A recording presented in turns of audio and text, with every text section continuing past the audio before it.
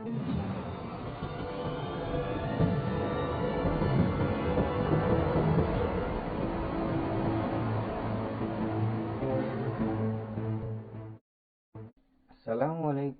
warahmatullahi wabarakatuh. Kami dari kelompok 7 yang terdiri dari 4 anggota, yang masing-masing bekerja sama dalam menyelesaikan tugas kelompok manajemen investasi. Sebelum kita membahas video presentasi, kami ingin memperkenalkan diri terlebih dahulu.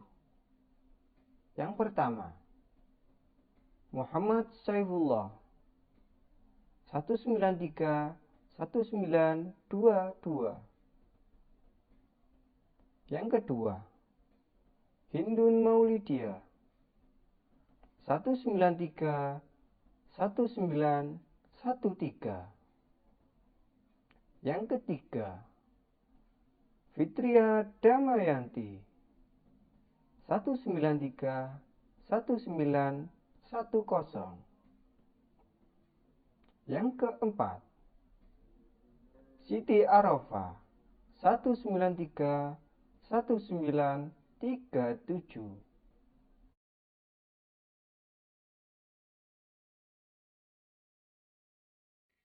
Sebelum kita membahas tentang return saham, saya ingin menjelaskan apa sih return itu? Return adalah tingkat pengembalian yang dapat berupa keuntungan atau kerugian dari investasi yang telah dilakukan oleh investor. Hal ini disebabkan adanya kenaikan atau penurunan nilai investasi yang telah mereka setorkan. Selain itu, return adalah salah satu faktor yang memberikan motivasi bagi para investor untuk melakukan investasi. Hal ini juga sebagai imbalan atas keberanian mereka dalam berinvestasi. Return investasi. Kami dari kelompok 7 ingin menganalisis faktor yang mempengaruhi return investasi saham yang terjadi pada perusahaan manufaktur yang go public di BEI periode tahun 2005 sampai 2009. Pengertian return saham. Return saham merupakan kelebihan harga jual di atas harga belinya. Semakin tinggi harga jual saham di atas harga belinya, maka semakin tinggi pula return yang diperoleh oleh investor. Apabila seorang investor menginginkan return yang lebih tinggi, maka ia harus bersedia menanggung risiko yang lebih tinggi. Demikian pula sebaliknya, bila menginginkan return rendah, maka risiko yang akan ditanggung juga rendah. Dari ungkapan di atas, terdapat prinsip investasi yaitu high risk, high return, yang digunakan sebagai dasar pengembalian keputusan dalam perencanaan keuangan, utamanya investasi. Investasi sendiri dapat dipahami sebagai tindakan penanaman modal pada suatu perusahaan dengan harapan memperoleh keuntungan di masa mendatang. Dalam berinvestasi, tentu tak hanya semata-mata ada pengembalian atau keuntungan saja, tetapi juga ada risiko yang umumnya mempresentasikan kondisi yang tidak diharapkan, yakni kerugian. Jenis-jenis return. Yang pertama, return realisasi. Return realisasi bisa diartikan sebagai pengembalian yang telah terjadi. Return realisasi ini dapat menjadi dasar penentu return ekspektasi dan risiko yang akan dialami di masa yang akan datang. Jenis pengambilan investasi ini dihitung berdasarkan data pengembalian historis.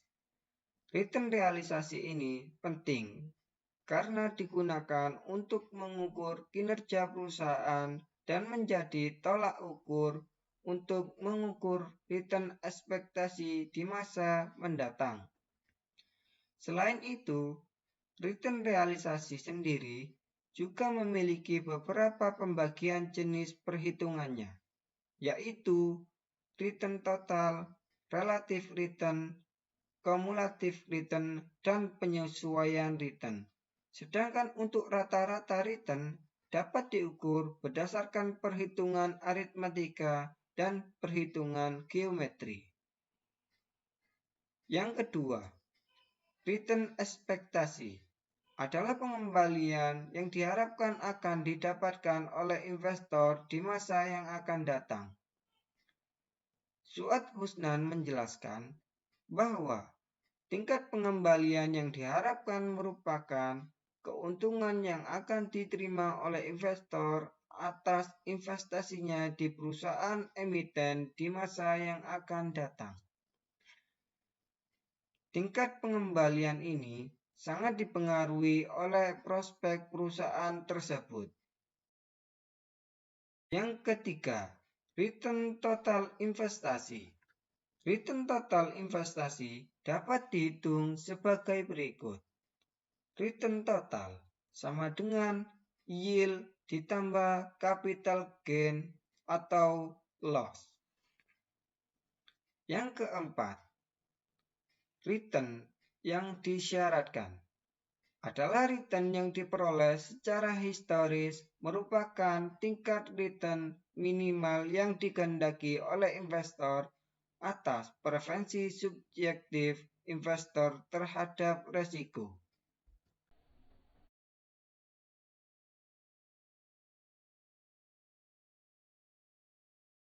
Faktor-faktor yang mempengaruhi return saham. Faktor-faktor yang mempengaruhi return saham ada dua. Yang pertama, faktor makro dan yang kedua, faktor mikro.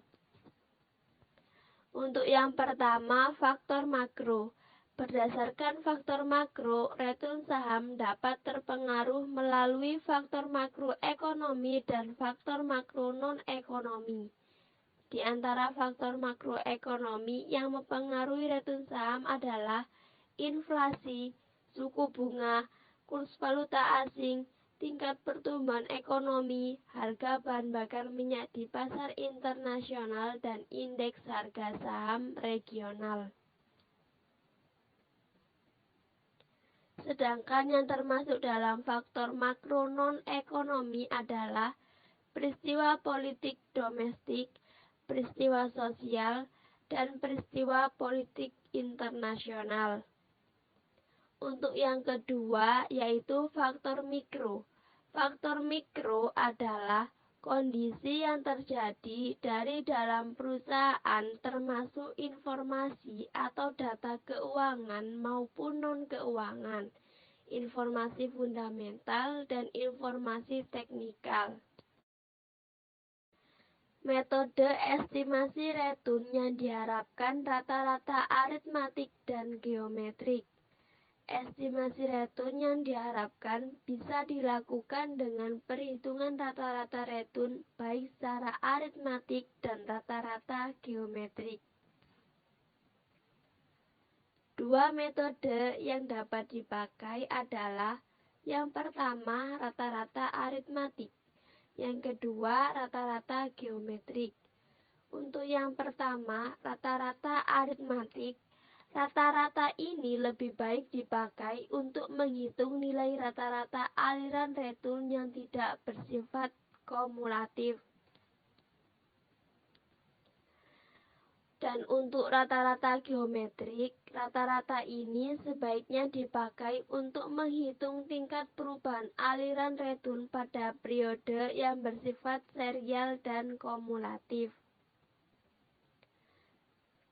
Kedua metode tersebut, diantaranya rata-rata aritmatik dan rata-rata geometrik dapat digunakan untuk menghitung suatu rangkaian aliran return dalam suatu periode tertentu. Misalnya, return suatu aset selama 5 atau 10 tahun. Perbandingan metode rata-rata aritmatik dengan geometrik. Yang pertama, metode aritmatik min kadangkala bisa menyesatkan terutama jika pola distribusi return selama suatu periode mengalami persentase perubahan yang sangat fluktuatif. Sedangkan metode geometrik min yang bisa menggambarkan secara lebih akurat nilai rata-rata yang sebenarnya dari suatu distribusi return selama suatu periode tertentu.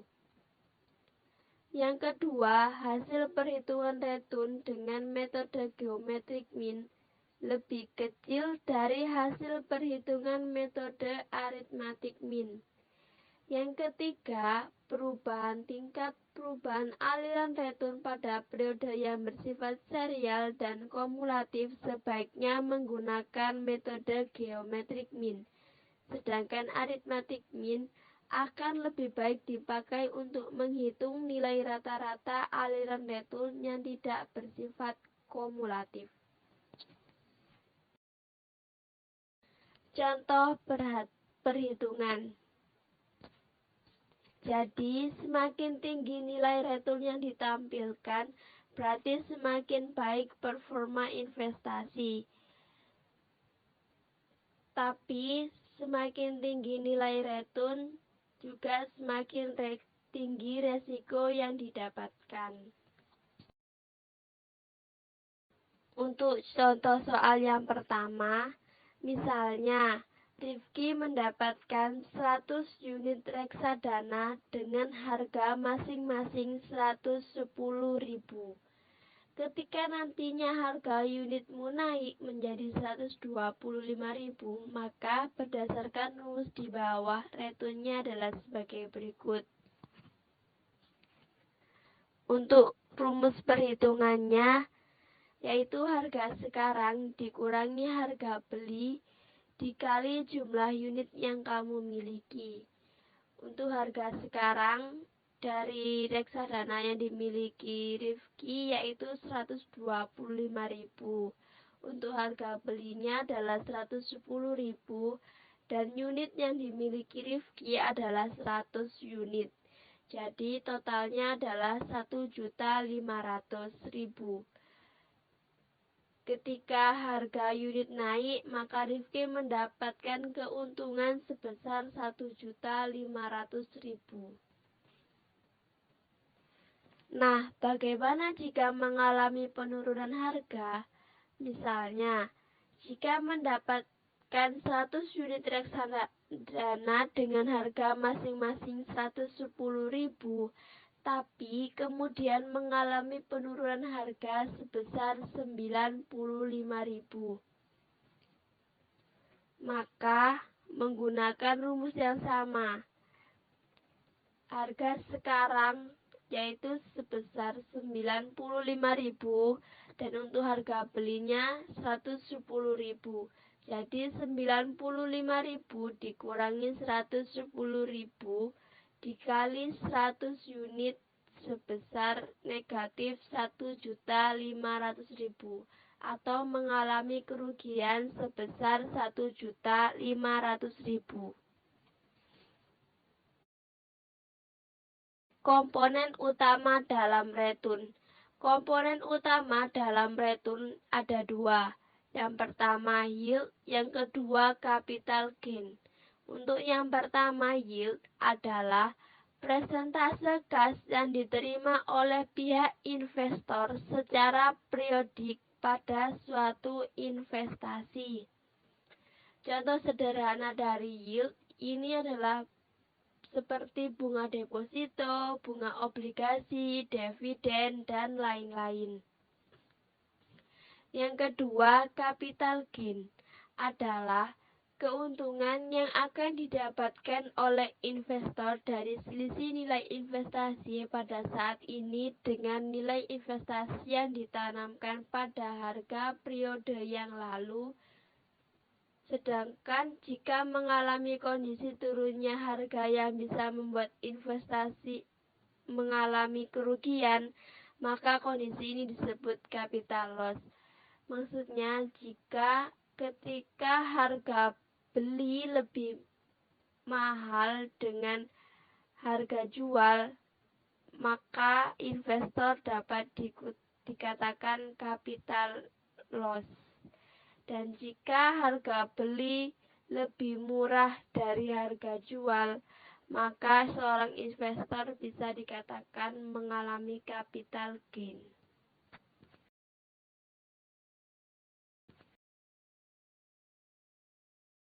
Langkah awal pemodal atau investor melakukan investasi. Secara umum, langkah awal pemodal atau investor melakukan investasi adalah dengan cara melakukan pengamatan dan penilaian terhadap perusahaan yang akan dipilih dengan melihat laporan keuangan perusahaan tersebut, terutama perusahaan yang sudah go publik. Dari laporan keuangan tersebut, kita bisa melihat kinerja dari perusahaan tersebut. Apakah perusahaan tersebut berjalan dengan efektif dan efisien atau tidak? Penelitian ini bertujuan untuk mengetahui besarnya pengaruh kinerja keuangan emiten terhadap perubahan return saham. Jenis informasi yang diperlukan seorang investor. Informasi yang bersifat fundamental atau bersifat analisis. Faktor fundamental terdiri dari dua hal sebagai berikut. Yang pertama, return on asset atau ROA. Yang kedua, price to book value atau PBV. Ada 5 pendapat mengenai dua hal tersebut, diantaranya adalah sebagai berikut. Yang pertama, faktor fundamental yang terdiri dari return on asset atau ROA dan price to book value atau PBV terbukti berpengaruh signifikan terhadap return saham. Yang kedua, perubahan return saham dipengaruhi oleh variabel-variabel return on asset atau ROA, price to book value atau PBV, earning per share atau EPS, dan nilai tukar. Sedangkan variabel debt to equity ratio atau DER terbukti tidak mempunyai pengaruh yang signifikan. Hasil yang berbeda ditunjukkan oleh Rohmah dan Rina menyatakan bahwa variabel economic value added atau EVA, return on asset atau ROA, return on equity atau ROE, dan return on sales atau ROS, baik secara simultan maupun parsial, tidak memberikan pengaruh yang signifikan terhadap return pemegang saham. Yang keempat, Ratnawati menunjukkan hasil bahwa variabel debt to equity ratio atau DER dan beta berpengaruh signifikan terhadap return saham. Sedangkan variabel return on equity atau ROE, price to book value atau PBV, dan earning per share atau EPS tidak berpengaruh signifikan terhadap return saham. Yang kelima, Sakti menunjukkan hasil bahwa variabel debt to equity ratio atau DER terbukti memiliki pengaruh negatif dan signifikan terhadap return saham, sedangkan variabel return on asset atau ROA tidak terbukti berpengaruh positif dan signifikan terhadap retur saham. Dari kelima pendapat tersebut, tidak dapat menunjukkan hasil kurang konsisten, sehingga akan dilakukan pengujian ulang. Pengertian investasi. Investasi dapat diartikan sebagai kegiatan menanamkan modal, baik langsung maupun tidak langsung, dengan harapan pada waktunya nanti investor akan mendapatkan jumlah keuntungan dari hasil penanaman modal. Definisi investasi lain yang menyebutkan bahwa investasi merupakan suatu kegiatan penempatan dana pada satu atau lebih dari suatu aset selama periode waktu tertentu, dengan harapan akan memperoleh penghasilan atau peningkatan nilai investasi. Sehingga dapat disimpulkan, investasi adalah memanfaatkan aset yang dimiliki seseorang untuk hal yang lebih bernilai yang bertujuan untuk menambah atau meningkatkan kesejahteraan pemilik modal atau aset.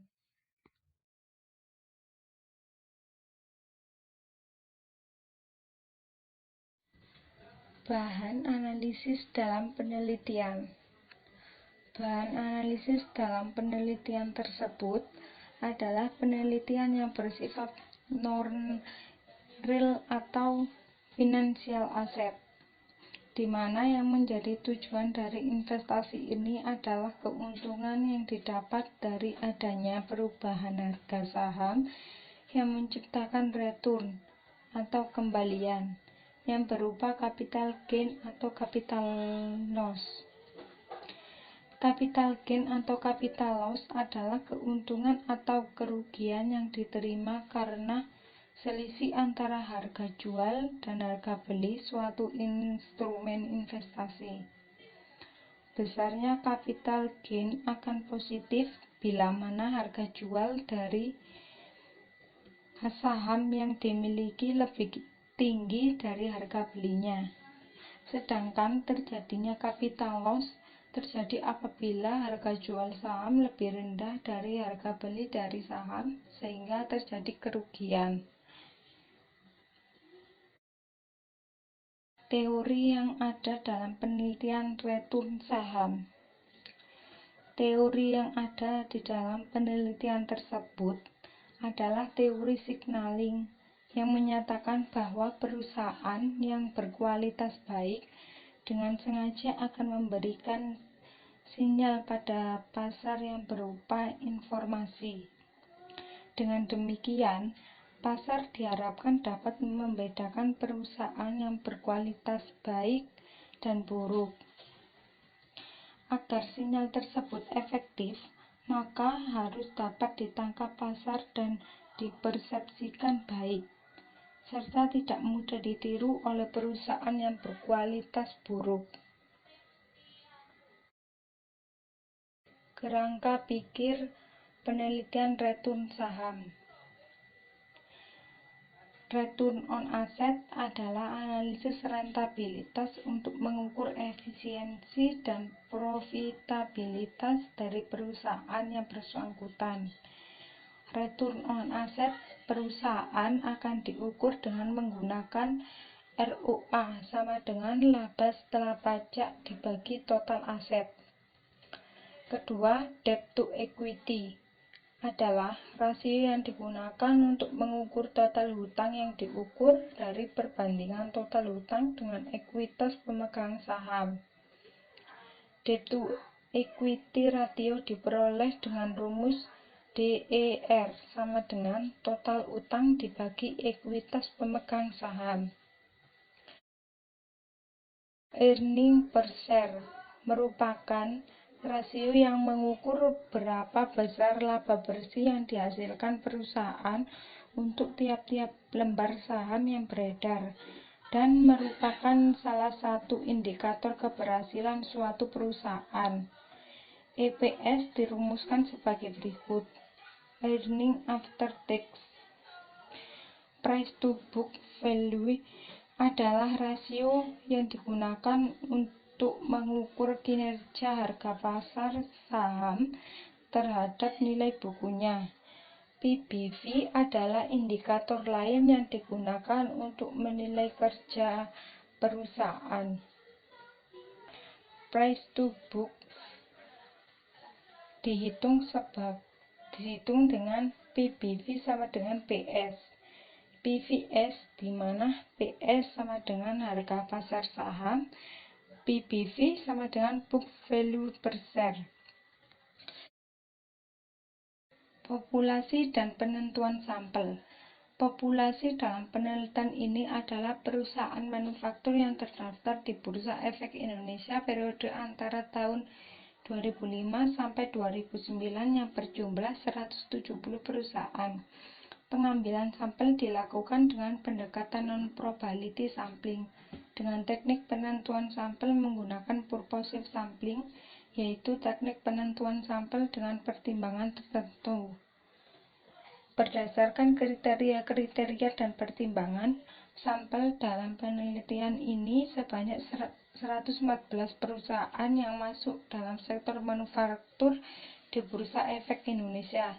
Sebanyak 56 perusahaan manufaktur tidak dapat dijadikan sampel disebabkan diantaranya merger, akuisisi, atau masuk pada bursa setelah tahun 2005 sebagai dasar pengambilan data. Jenis data dan metode pengumpulan data. Data sekunder dalam penelitian ini ada 3. Yang ke-1, data perusahaan sektor manufaktur yang listing di Bursa Efek Indonesia periode tahun 2005 sampai dengan tahun 2009. Kedua, laporan keuangan perusahaan sektor manufaktur yang disajikan kepada publik secara lengkap yang dipublikasikan Indonesian Capital Market Directory. 3. Harga penutupan atau closing price saham-saham sektor manufaktur yang listing pada tahun 2004 sampai dengan tahun 2009. Metode analisis data. Regresi berganda. Alat analisis regresi berganda digunakan untuk mempelajari pengaruh yang ada di antara variabel-variabel yang digunakan sehingga pengaruh sebuah variabel akan ditafsir apabila variabel lain telah diketahui. Rumus untuk mencari regresi berganda menurut Al-Ghifari 2000 adalah sebagai berikut. Y sama dengan A plus B1 kali 1 sama dengan B2 kali 2 sama dengan B3 kali 3 sama dengan B4 kali 4 plus E. Terima kasih, mungkin sampai di sini presentasi yang kami sampaikan. Apabila ada salah kata dan ada kekurangan pada materi yang kami sampaikan, kami ucapkan mohon maaf. Wassalamualaikum warahmatullahi wabarakatuh.